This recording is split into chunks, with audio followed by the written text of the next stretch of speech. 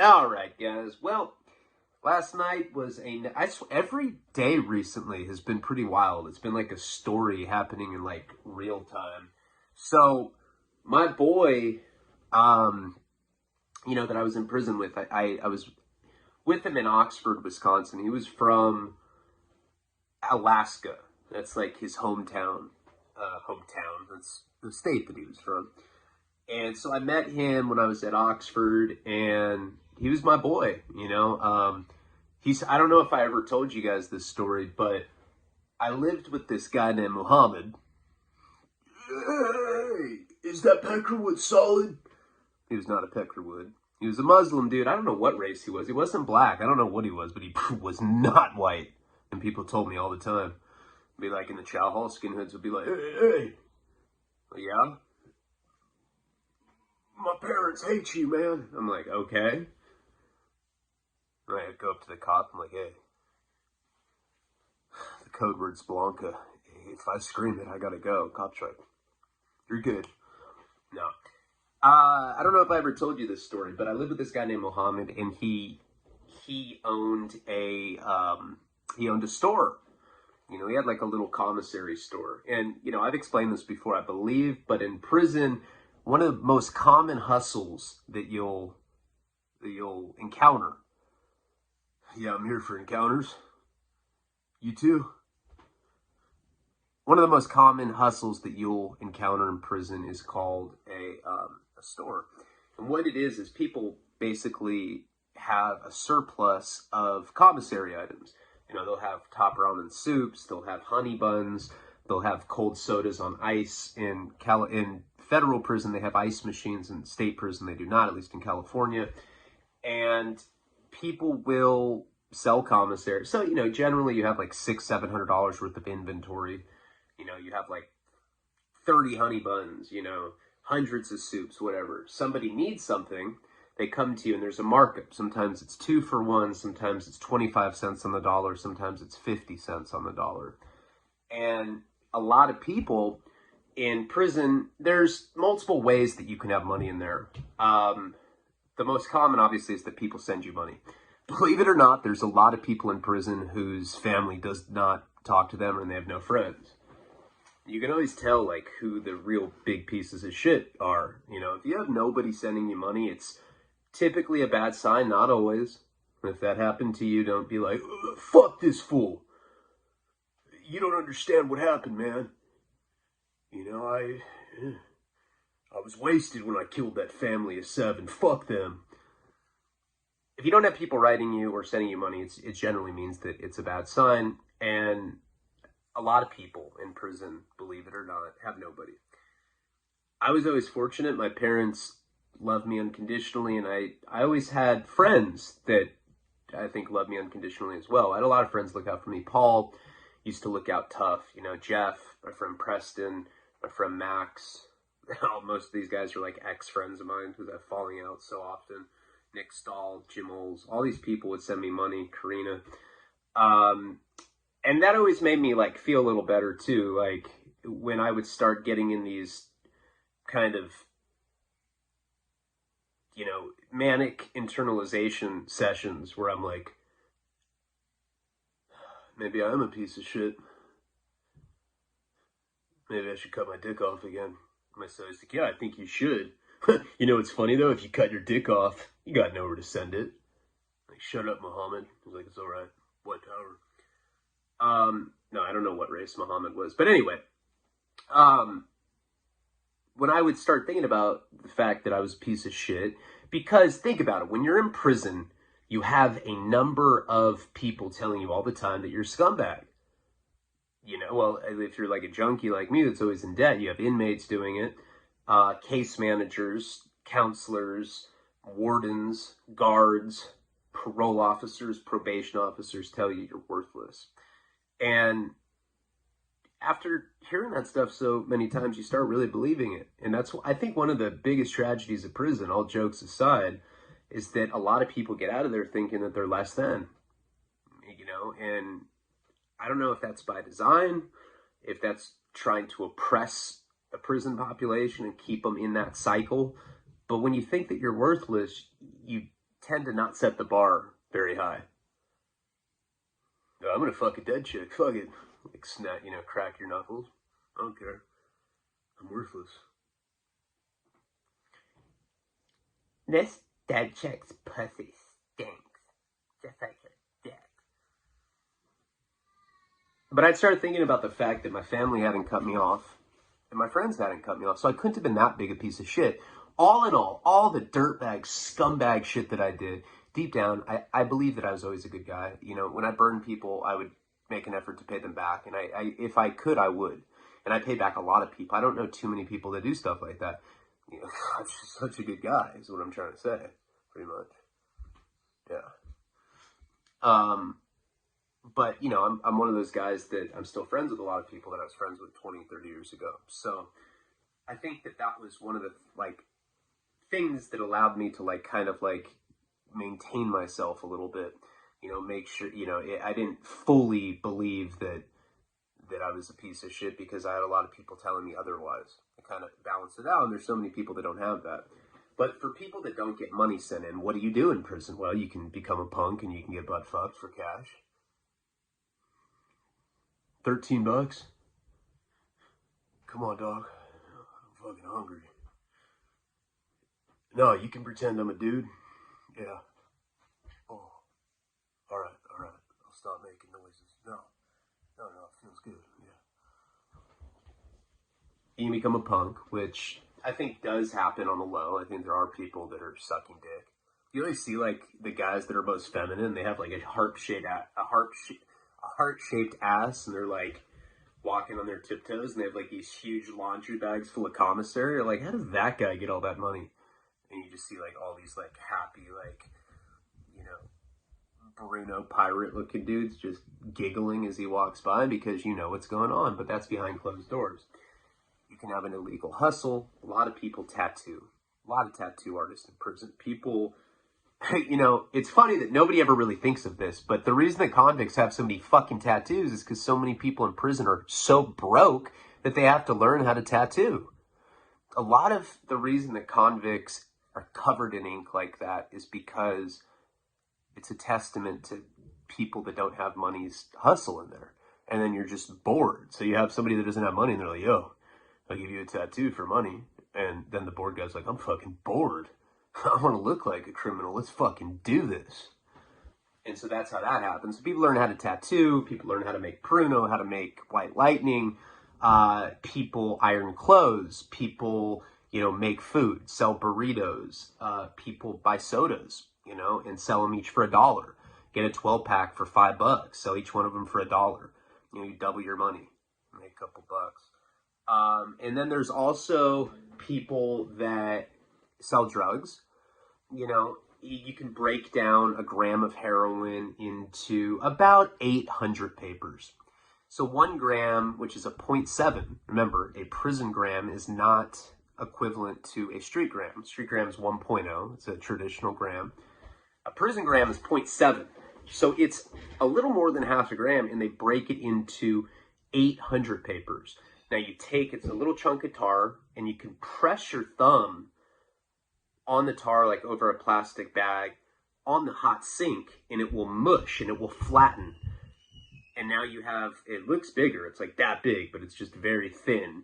And then you can cut that 100 into 6 20 papers. So, even people that don't have a full gram, they can buy 100 and they can make, $20 off it just by selling little 20s all day. And a lot of people give credit, and a lot of people get fucked up and don't pay their bills, and that's why people get stabbed, and that's probably where the rape myth comes from. But these are the hustles that go on in there. Weed is another one. A chapstick full of weed goes for about, I don't know, $40, $50, and you can get 10 sticks, which are little pieces of shake joints that they sell. And then the other hustle is that you can work for the prison under slave wages. You work all day, every day. You make $15 a month if you're lucky. I think the top paid people make $100. But those usually go to the lifers, and there's only a very small handful that make that kind of money. Typically, people make between $5 to $40 a month, and 40 is pretty rare. So, with that being said, the store is a great hustle because it's like an investment hustle, you know? You can stack up commissary, you can build your store, and then all you have to do is like basically have $600 worth of store. You can always continue, you know, your supply of commissary, and you can eat for free, whatever. And, oh, you know, say I go to a store again, I run up a bill for like, I don't know, $300 because I know my family's not paying me money or sending me money until the 1st, or I know that the prison job's not paying me till post on the 15th. I go run up like a $300 tab with the store guy, and then at the end of the month or whenever I'm getting my money, he gives me like a list, like get me 10 mackerels, get me 2 cases of soda, 5 bags of Doritos, etc. That's how that works. So when I lived with Mohammed, first of all, the guy lied to me. He said he's like, yeah, that's weird. I'm a nonviolent drug offender. The fuck am I doing here? He was like all pretentious. No, I don't jerk off. I'm Muslim. I was like, all right. He was praying like 12 times a day.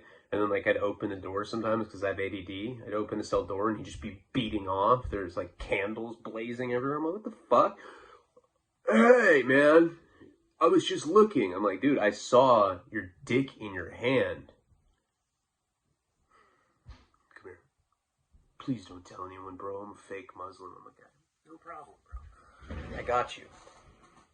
Muhammad was kind of a weird guy. Later, we ran his paperwork, and he wasn't a snitch, but he got in a high-speed shootout with cops. He was like he was not a non-violent drug offender. This guy was completely full of shit.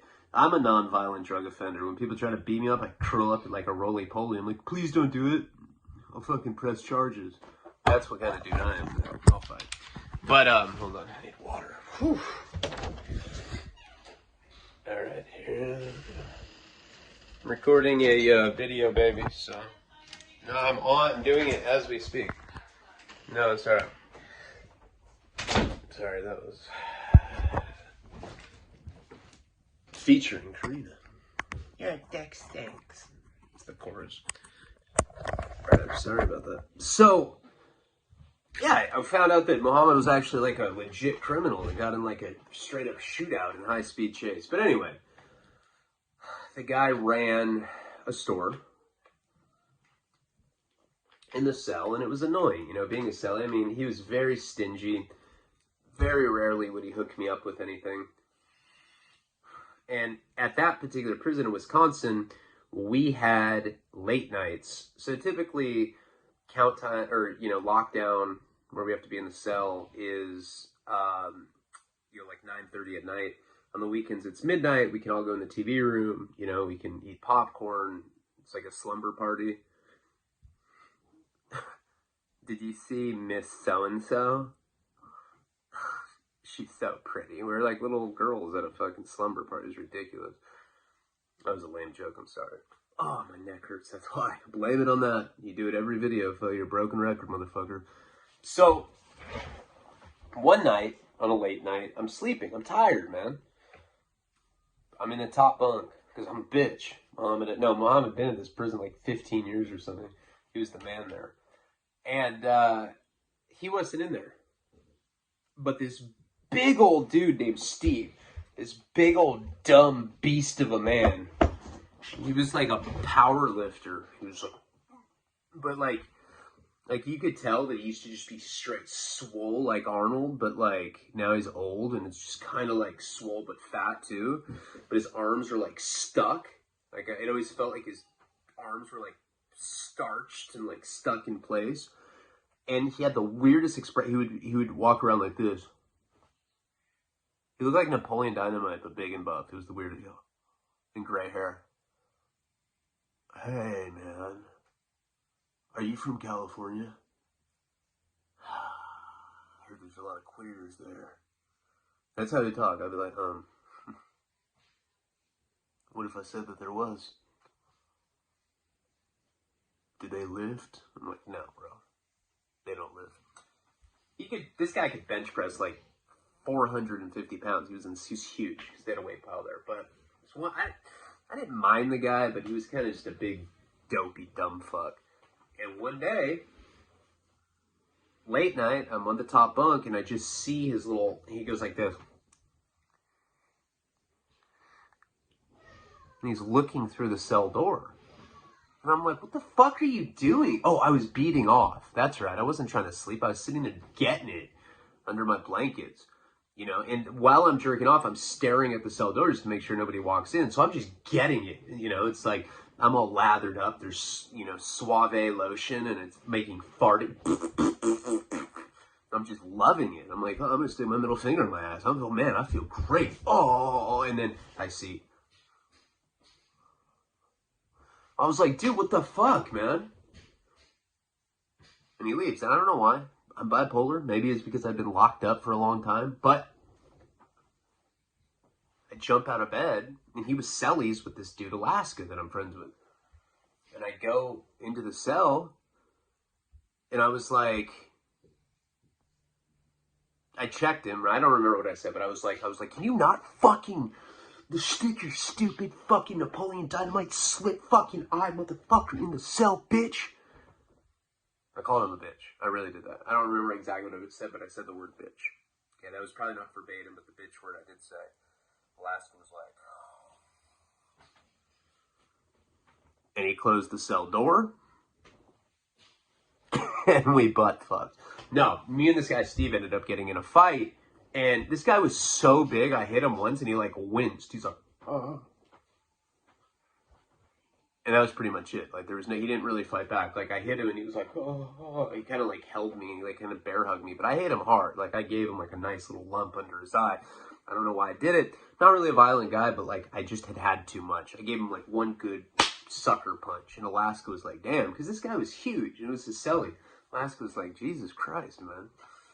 You know, he was surprised that I did that. I was like, dude, the guy can't even fucking open his eyes. He's not a threat to me. He's like, he could literally just sit on you and you would die. Because he was like 300 pounds of like hybrid obese and muscular, I think. I don't know.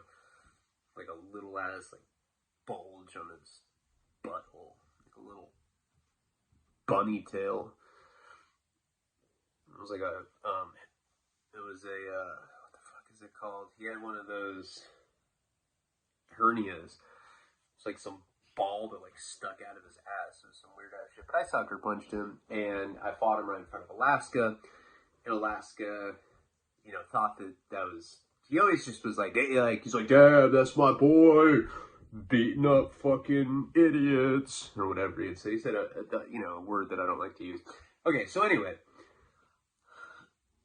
he was just a scumbag, man. This guy had been shot multiple times. He walked with a limp, bullet holes all over. I forget what he was in prison for, but me and him were always hitting on the female staff together. Just these nasty ass chicks. And I'd be like, I don't care. It's better than the dude. Last was like, I don't know. Some of these chicks are pretty busted, bro. I'm like, I don't know. But like, we kind of did it for sport. We hit on him. Now, there was this redhead that worked for Oxford, and this chick wanted to have sex with one of us, at least. Maybe both at the same time. I don't know. I know she definitely wanted to have sex with me. I could tell. You know, sometimes you can just tell, right? And I'm not trying to be, like, arrogant. There's nothing to brag about with this particular girl. She looked like a fucking plate of lasagna, so to speak, with boobs and a face. Just imagine lasagna with boobs and a face. That is her. And I'd hit on her all the time. Like, and I was just, you know, I'm not a creepy guy. Like, I won't hit on a girl. If I hit on a girl and I know that she's not into it, I won't pursue it. I'm not into shit like that. Never been into that, and I've never been into younger girls ever. Like, I don't know. Rape, just like the idea that actually happens is so ugly to me. Like, I don't like being pushy with a girl. There's a lot of guys that annoy girls to the point where the girl's like, fuck, you know what? I will have sex with you because I am sick of you bugging me. But I'm not like that. You know, if a girl rejects me, I'm cool. Like, I don't really go further. And then younger girls just always bugged me. I don't know. You know, I'm typically into girls my own age or maybe like older, you know, a little older. Same age, maybe within 5-10 year range is what I'm into. Karina's a year older than me. My ex-wife, you're such a drug addict, was a year younger. Girl before her was a year younger, and then Jenny was 5 years older, and then Kate was same age, both 18. But but this girl was the lasagna girl was probably, I don't know, in her, I don't know, because in the Midwest and the East Coast, certain times there's women and they look like, they're can be 40 and they look like they're in their 60s. They look like the chick from Murder, She Wrote or something. And you're like, how old are you? 34. They're like, Jesus Christ. So she looked like lasagna with boobs and a mouth. Now, she brought me into her, and, Alaska and I would always be like, yeah, we have a bet. Whoever fucks her first, other has to pay $1,000. So we had this little $1,000 bet, and we were trying to fuck her. And delusional, in prison, you kind of like entertain that notion. You think that it can actually happen when it probably can't. So one day she calls me back. She had her private office. So this is the thing. My boy at that prison, I forget what his name was.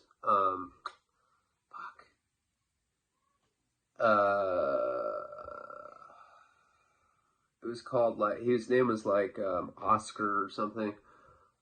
Fuck, I do not remember. No, Beto was his name. Beto. Name was Beto. This dude was my boy. I mean, like, we didn't keep in touch or anything, but like, we used to hang out there, and he was a GD. He was no. He was a Latin king. He was a Latin king from Chicago. His name was Beto. And he was cool as fuck. This dude was a guy that I talked to a lot. Like I said, we just didn't keep in touch. He may have even been doing like a long sentence, but maybe not, because he was in the drug program with me. I don't remember. But anyway, Beto was not like the best looking guy ever. He had long black hair, kind of like raven black hair, very tattooed. He kind of looked like an ugly Fabio, but Puerto Rican. If that sounds like something you can imagine. Like this long, like, I cannot believe it's not butter, kind of face. It's the butter. He's like one of those guys, but he had a Latino accent. He started boning this chick that was there. Now, the girl that he was boning was way more busted than the one we were trying to.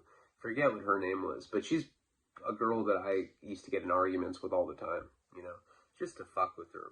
She taught one of the drug classes, and I'd argue with her, and she had her own office too, just like lasagna, right?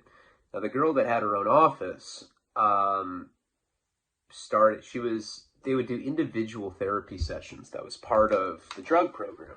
Now, lucky for us convicts, one of the therapists was a dude and two of them were girls. So you had more of a shot to have an individual session with a female.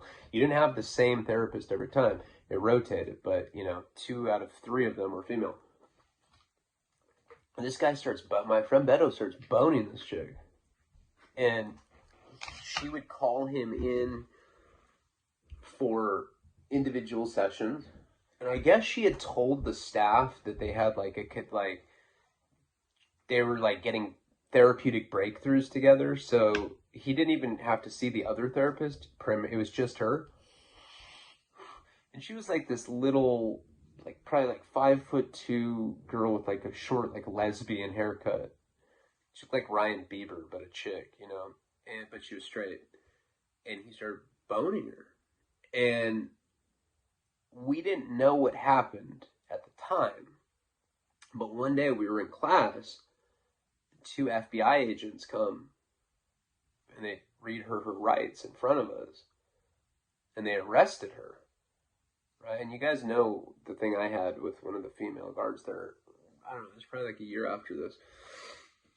But she gets arrested and she's crying, and they put their blue windbreaker over her face, just like they do in the movies. We were like, wow, we thought she brought in drugs or something. We didn't know. Later that day, they come and they get Beto, arrest his ass, put him in the hole. So she got arrested, and she was staff, and then he got sent to the hole as an inmate. Well, somebody, I guess, was celled up with him in the hole and found out the whole story. Apparently what had happened is she had called him for an individual session, and he went, it was weird, like, where the therapist office were down this long corridor. It looked like a bowling alley for some reason. I don't know. It didn't look like that at all. That's just how I remember it. You know, it's very hard to explain. Oh, the reason that it looked like that is because it had like this weird like lines with like these like wavy prints on the side, like something you'd see at like an old bowling alley. There's this long corridor with like these lines and there was like waves in the pattern. That's why it looked like that to me. So she would call him in there and she'd fuck him. And they were actually 69ing on her desk. This is how they got caught. Like, we found this out later because somebody was held up with him in the hole and he told them about it. They were 69ing on a desk. Okay, look, if you're gonna bone a girl in prison, like foreplay 69, that's pretty like I don't care. Fuck it.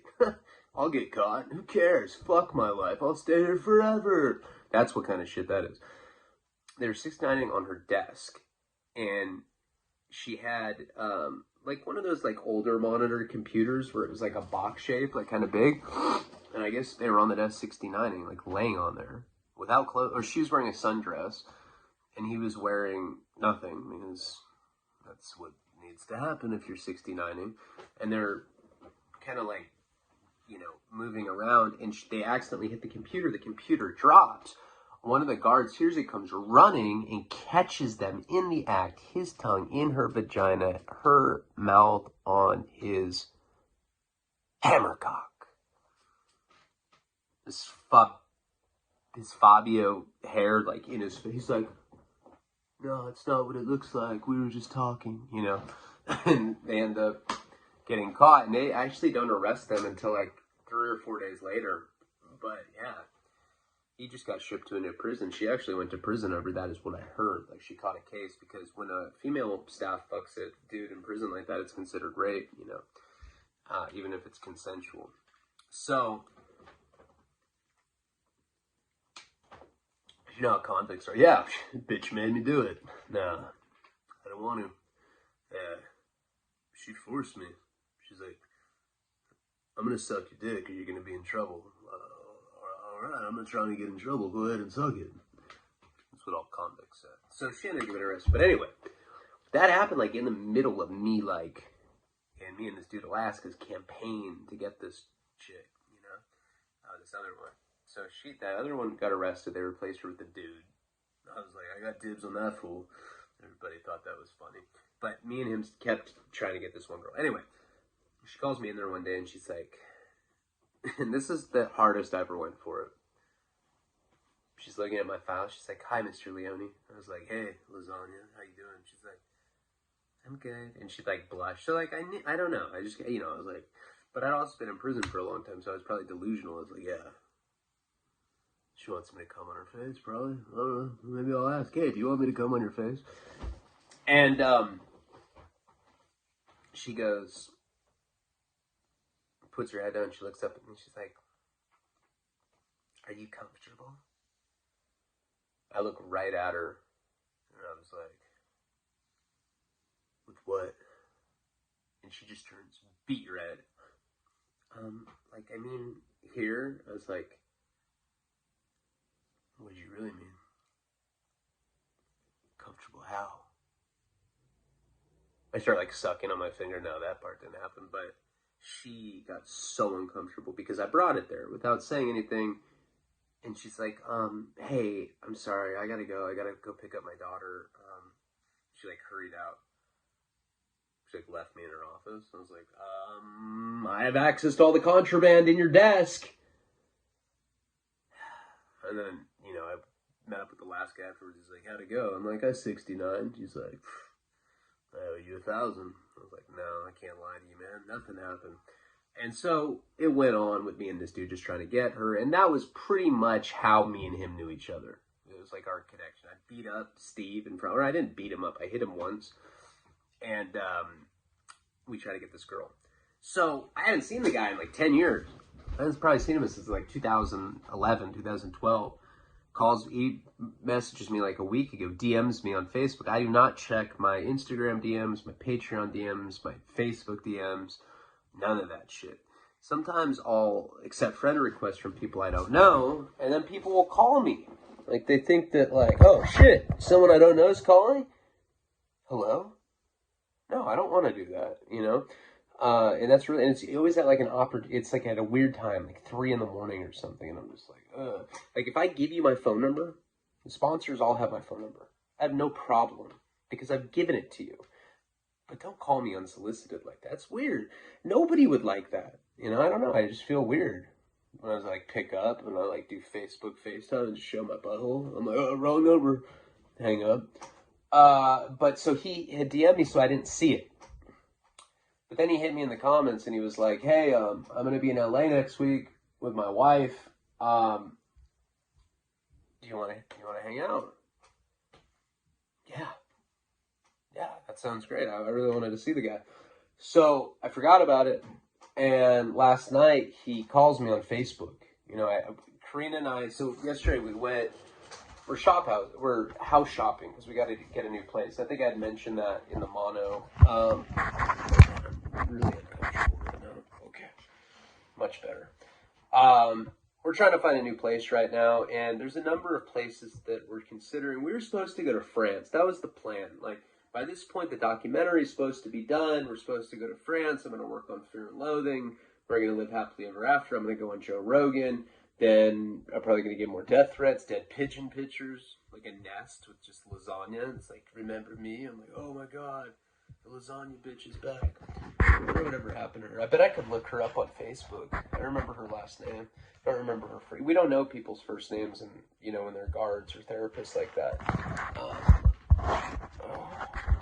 Okay, it's better. So we went and we looked at places in Hollywood. We're looking at places in up in the hills.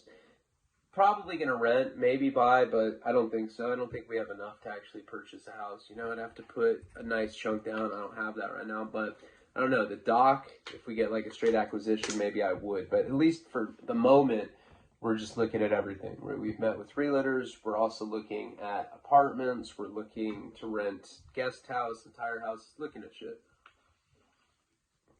He ends up calling me when I get home, and he's like, hey, you know, he called me from Facebook Messenger, and I was going to get mad. I was like, how dare you call me? But I saw it was him.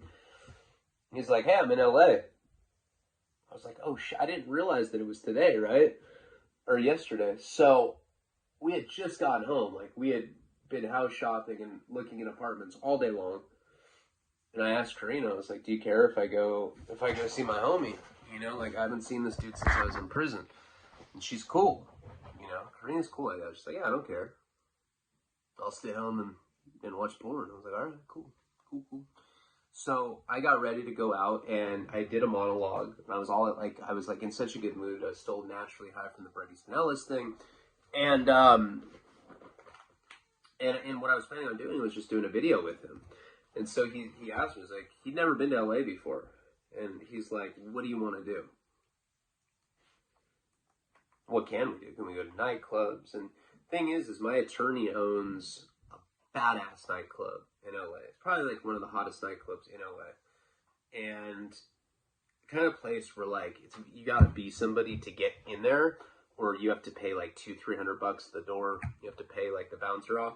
Yeah, it's the kind of place where you'll be partying, and like the Olsen twins are there. They're like in their 60s. They're like, hey. They're like, ew, adrenochrome, I'm good. No, I'm just kidding. I don't believe in that. But yeah, you see like a bunch of washed up celebrities there and stuff, but it isn't and then all the influencers, you know, you see all the Instagram girls that look like they're like fake dolls, like, hey, you're like, whoa, I've seen you before. You got like 30 million likes. Yeah, that's me. It's me. And I'm like, oh, hey. But with COVID, all that stuff shut down, so there's really not much you can do in LA. So I suggest that we go to the casino. You know, let's go to the casino. So he's in Hollywood, the same place we were just looking for apartments. So I had to go all the way back there. So I had stopped that for 20 minutes from where I'm at. But and I'm in Hollywood all the time. Depending on traffic, it's like 20 to 40 minutes. It was 20 last night because it was late enough where there's no more traffic. Now, before I left, I forgot my charger for my phone. You know, I have a car charger and I have one for the wall.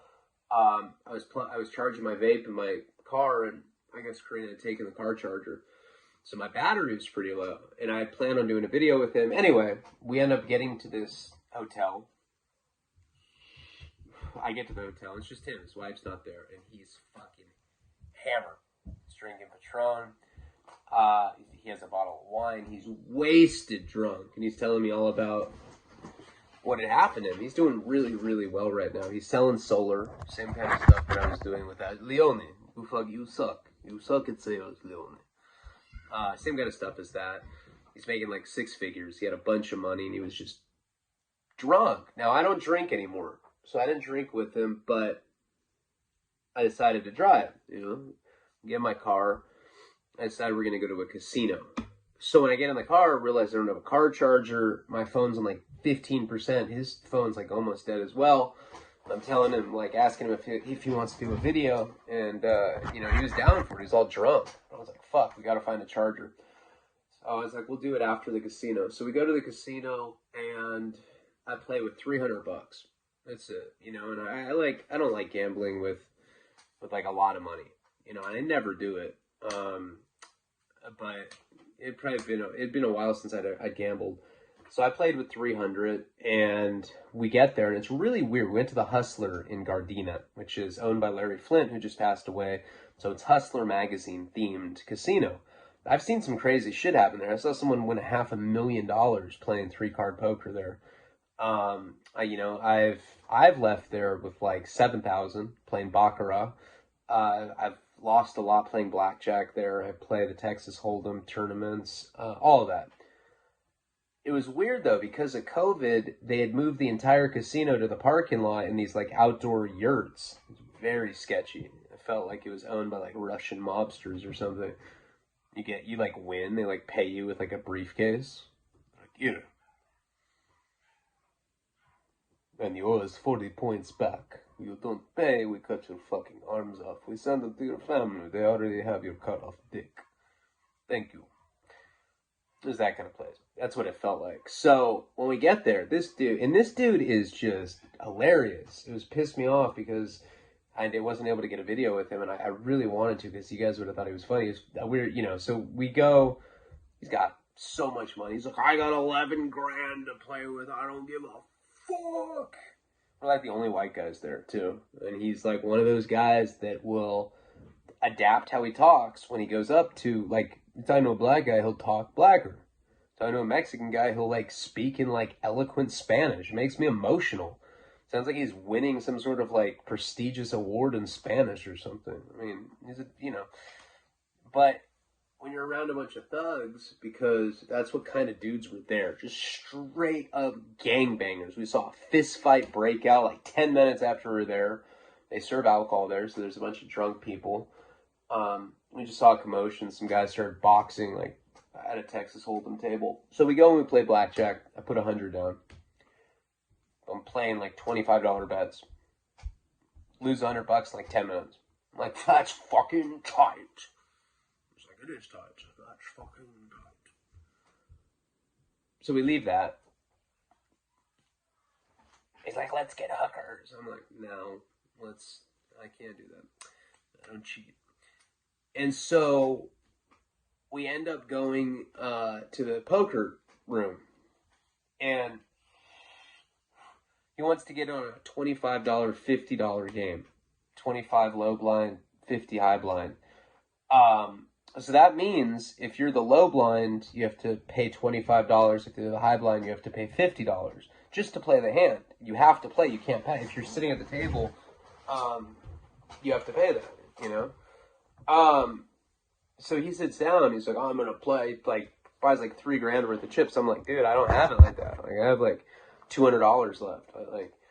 I can't play those. Like, all right, whatever. Give me a club sandwich then, bitch. I was like, oh god. So I leave.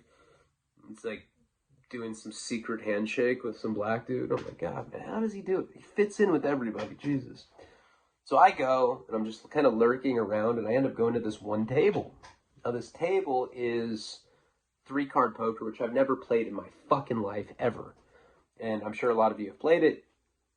You have to bet ante, and then there's like all these other little circles that you have to play, like the bonus card, whatever. You can hit like 4 different times. So there's some dude next to me, some black dude. I was like, hey, I don't know how to play this. Can you lace me up with this? He's like, please don't ever say lace me up again. You sounded like a cold bitch. No, he didn't. He was cool. So he was like showing me what to do, and I still didn't understand. I'm like, wait, so like the dealer's hand is the river? He's like, no. 3 cards in your hand make the hand. If you have 3 clubs, you have a flush. I'm like, but does it play off there? No, you have to beat theirs. I was like, so it's like casino fucking war? He's like, exactly, kind of like casino fucking war, except there's poker hands. So I didn't really understand. I was like, okay, I still don't understand this. By the end of it, I did, but in the beginning, I didn't. It was just confusing, right? So first hand I get 3 4s. They give you 3 cards, I get 3 4s.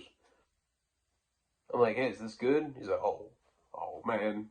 He got like emotional. He's like, you were gonna win so big with the trip 4s. Fuck, man. He's like, if they get another 4, they're gonna pay you 1,000 to 1. Yeah. And I had like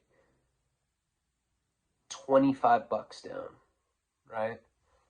Like on whatever it was. Anyway, they end up paying me 100 to 1. No. Is it 10 to 1? I don't know. I got 700. I got $500 off one hand. I put 25 with the bonuses or whatever. And so I ended up getting $500. I had 700 altogether at that point. So I think I won 500 off that hand. I was like, what the fuck? I like bet $25 and I got like $500. So I just end up sitting there and I keep playing. The guy next to me gets a boat. And they pay him like some insane amount too. He has like thousands of dollars worth of chips. So I end up playing that. I get hooked on it. I start learning how to play. I'm like hitting flushes. I'm doing secret handshakes. Everything's going good. And then I just start losing. And then I hear Alaska like, fuck! He like throws his fucking drink just in the middle of the floor. And the bouncers are like, hey, you're out of here. I'm like, God damn it, I was back to being like even. I left with like $300. But that's a win. If you leave a casino and you've won. No, I made 200 actually. I made 200 all day. I left with 500. That's what I cashed out with. And but I think 100 of it was maybe I don't even remember. I left with $500, but I think I started with 300. I don't remember. It was last night. That's not a good sign, man. I just remember what I cashed out with, but I think 100 of that was his or something. Anyway, I came home with money, not losing money. So after that, he's all wasted. He's like, dude, let's get a hooker. I'm like, why are you talking like Sean? Oh, shut up and let's get a hooker, you little fucking bitch. I was like, wait a second. I've been in this situation before. I just did time for pimping and pandering. I'm good, my man. But I will take you back to your hotel and you do what you gotta do. It's like, you changed, man. You changed. So I'm taking him back to the hotel. He's right on Hollywood, on Highland, so he's right next to like the Hollywood Bowl. He's at the Hilton right there. And on the way back, I decide that I want some bottled water. So I stop at a 7-Eleven on Highland. And when we get there, it was like The Walking Dead. There was like these tweakers like walking around with chainsaws trying to sell it in the parking lot. I swear to God, there was a hooker, black chick, this huge like 200, 300 pound black chick with her tits just hanging out. I get out of my car. I'm wearing my little Playboy fleece that I bought for the Brady Snell show that I got to wear it last night. And she sees me, she's like, hi, baby. It was a dude for sure. She's like, hi. Big old fake tits.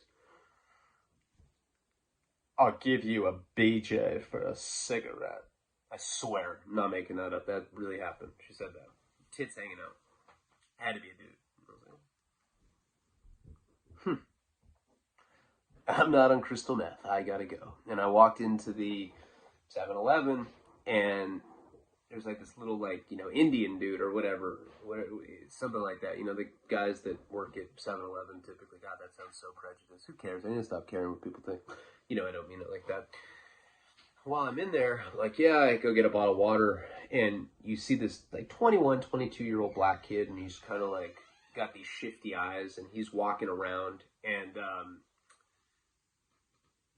I'm paying for my water bottle, and you just see him put something, like, I think it was stealing like champagne or alcohol or something. I don't know what it was.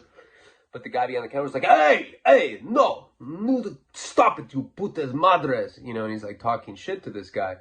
The black kid whips out a Glock 9 and points it at me. Like I'm right at the cash register buying this bottle of water. And he just points this Glock right at me. It was I looked him right in the eyes, and he was soulless. Looked like Manson's mugshot. He's like, a black dude. You know, like a hoop earring. It's like Manson, but with like a hoop earring. Like, and I almost pissed my pants. I was so scared. I was like, I'll suck your dick. No. It happened so quickly, but he pulled out a Glock and he just pointed at this dude, and this dude keeps talking shit to him. He's like, no, fuck you, putas madres, fuck you, putas. And I'm like, hey, man, this guy has a gun, man. I'll fucking pay for whatever he stole. Like, just please stop talking shit to him. And the black dude just walks out. Glock pointed the whole time. There's a cop in the fucking parking lot, and this dude gets away with it. Just walks out after sticking a Glock at me. And the guy behind the counter was like, putos madres. He like mutters to himself, and he like gives me my change. So either he was flipping and didn't really care about what happened, or it happens to him so frequently that he's fucking desensitized by it. But I almost shit my pants. I haven't had a gun pointed to me by like a non-cop for like that for a long time. And I go out of, like, I have my bottled water. I'm like leaving. I'm like shaking, and the prostitute is like has her elbows in my car and is talking to Alaska. It's like, I don't know what the fuck he's talking to her about. And I'm like, it's a dude. I was like, hey, I got to get in my car. She's like, did you get me my cigarette? I was like, here.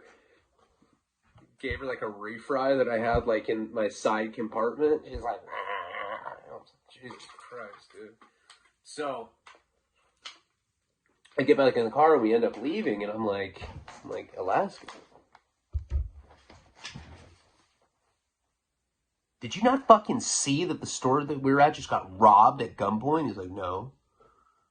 So, hey man, when'd you get so soft? I've been shot twice. I'm like, dude, you can hardly walk. You're fucking, like, dude, he's got lumps all over him. I'm like, are you not scared? You're permanently injured from that. And he's always in pain. You know, like when the weather changes, he's like, fuck, my jawline hurts. I'm like, your jawline? He's like, nerves. I'm like, God. Like, I'm scared. I don't want to get shot. And I'm completely honest. I'm not that fucking hard where I'm just like, yeah, bullets. So what? Do what you got to do, man. So, but he's completely unfit. But again, he's drunk and I'm not. I'm completely sober. So the whole experience is like worse for me. Oh, shit. Sorry. It was like a booger came out. I'm really sorry about that. It was as bad for me as it was for you. So then we end up going back to the hotel. And he's like, dude, we need girls. I'm like, no, I'm going home. He's like, all right. And I end up leaving. And I come back to my lady. I try to have sex with her. She says no. I pass out. I wake up at noon. He calls me and tells me a wild story about what happened last night. I told you guys that I was going to do an upper tier video about what happened after the Brett show. Like, some real gnarly shit like that I just don't want to share with everybody, but I'll put that on the $20 tier. I'll do a double video, and it'll be called like a secret monologue. I think I'm going to start doing those, stuff that I don't want everybody to know about, but I can tell you the rest of this story, and I can tell you what happened after the Brett show. But that's that's what happened last night. I mean, I literally had a gun pointed to me. I was there when a 7-Eleven got held up like that. It was pretty wild. Um, I was pretty scared. And then we never did get a phone charger. Like, I forgot to do that. And so I wasn't able to get a video. And I really wanted to. He was really drunk, though. I don't know how good it would have been. I got to get him on, like, on Zoom or something so that he can tell stories from his perspective. He can tell you about me getting in a fight with this big old dude. Probably be cool for you guys to hear it from him. And I do have another surprise, like I said, coming up. Tomorrow, I'm going to hang out with one of the financiers for my film. He's shooting this hip-hop video with all these big famous rap stars that you guys would know. I think I'm just gonna do a live, not for YouTube, even though YouTube I get money, you know, people do donations and everything, and you guys already support me like that anyway, so I think I'm just gonna do a private live for you guys, because it's whatever, you know. I'd rather you guys get the exclusive stuff, but I think I'm gonna go to this party. It's not a party, it's a rap music video, but they rented a Bentley. There's gonna be some big name people there. They put $85,000 into this music video, so it's like really high budget. And my boy that is putting it together, he's a music producer, and like, you know, he's friends with the financier for my doc. He owns a yacht. It's gonna be pretty cool. Like, you're gonna see, like, I mean, I'm never really around rappers. That's not what I'm around. Like, I'm friends with Mickey, Avalon, and Dirt Nasty. But you know what I mean. I'm not around like people that, I don't know, like some of these older dudes from like the '90s gangster rap era. Gangster rap. I said they are. I couldn't say gangster rap. Feel super whack saying that, especially considering that last night I completely cowered up when there was a gun pointed at me. But what the fuck would you do? I mean, it was a bad situation. But I'm looking forward to this video because, like I said, I'm not typically around rappers all the time like that. I mean, I have been, but and one of our listeners, one of our patrons on here, is the brother of a very, very, very famous rapper that you guys would know about, and he's my boy, and he supported me. But he comments all the time. I don't think you guys know who he is. I mean, he's very humble, and he doesn't talk about it. It's trippy. He's brothers with like a very well-known hip-hop artist. You know who you are out there, and I would never say anything unless you wanted me to. But he's a good dude. But you know, like, Sinister's been hanging out with Ice Cube, and like he's friends with Floyd Mayweather, and he's friends with Cypress Hill, and all these people. He's friends with like bands like Slightly Stupid and the Sublime guys. But you know, he hangs out with these guys a lot. Like, Sinister's got a way, way baller lifestyle. He doesn't have a kid. So I have a kid, so I'm doing the family thing. But those rappers, let me tell you, like, they rage in a way that us mere mortals don't even consider. Like, I don't even know what goes on with rappers at these music videos or at parties, but I've heard stories because, like I said, the guy that's putting it together is this music producer dude that I know, and that's what he does for a living. He is the line producer. He does the budgets and he coordinates. Like, he's the one that rented the Bentley. He said that they have like almost $4 million of jewelry. So like, I'm going to be able to put on like a necklace that's worth like 1.5 million tomorrow. Take pictures with it, probably without a shirt on. I'm all fat. I'm like, yeah, so I'm the new Rick Ross. Fuck it. That was stupid. I don't know. I'm tired. And my throat hurts right now. I don't know why.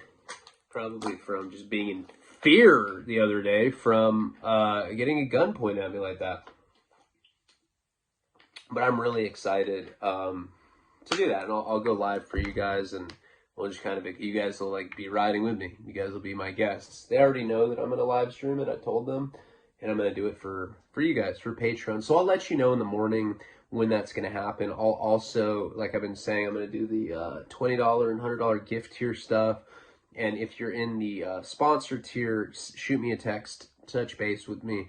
Nico, fuck some settings up with my phone, but I can get incoming calls now and incoming texts, but I couldn't from certain people.